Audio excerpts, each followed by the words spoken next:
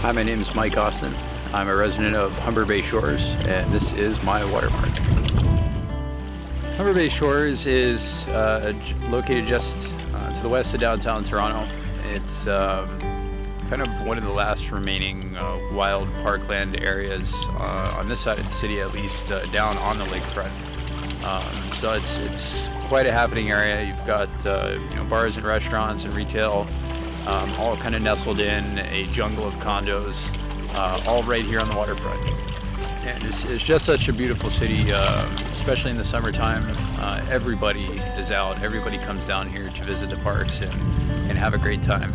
Humber Bay Shores is comprised of kind of Humber Bay Park east and west, so basically the Mimico River all the way over to the Humber River, which is the big white arch bridge that a lot of people see.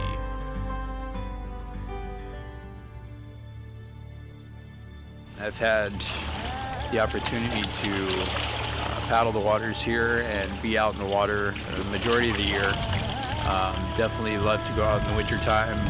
As long as the water's not frozen, we'll get out there on our paddle boards and tool around and stay in shape and just get out and enjoy nature, which is the whole reason that we moved to this part of the city.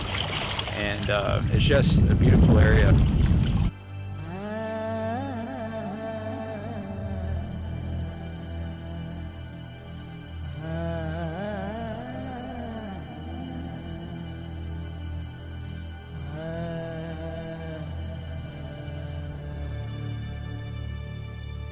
One thing that started concerning me quite a bit are the amount of items that I see floating in the water on a normal basis.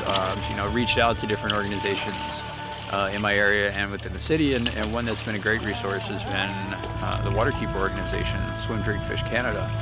And they've been very helpful in explaining where, kind of how these things get out into the waterways and the lake ultimately. So it's interesting to follow the journey and the path of where this stuff comes from.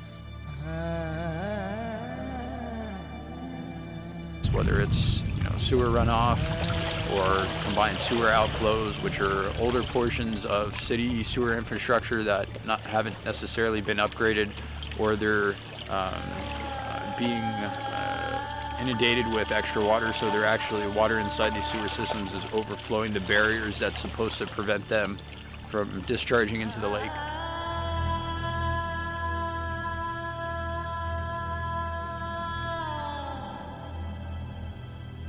As I've learned now, as a paddleboarder, as a surfer, as someone that just is in the water around here a lot and around all the other Great Lakes, general rule of thumb is don't go in the water 48 hours after rainfall. Unfortunately, when you're surfing, the surf's up and it's good, you're not going to pay attention to that, and you're gonna get in the water and catch the waves and have a good time.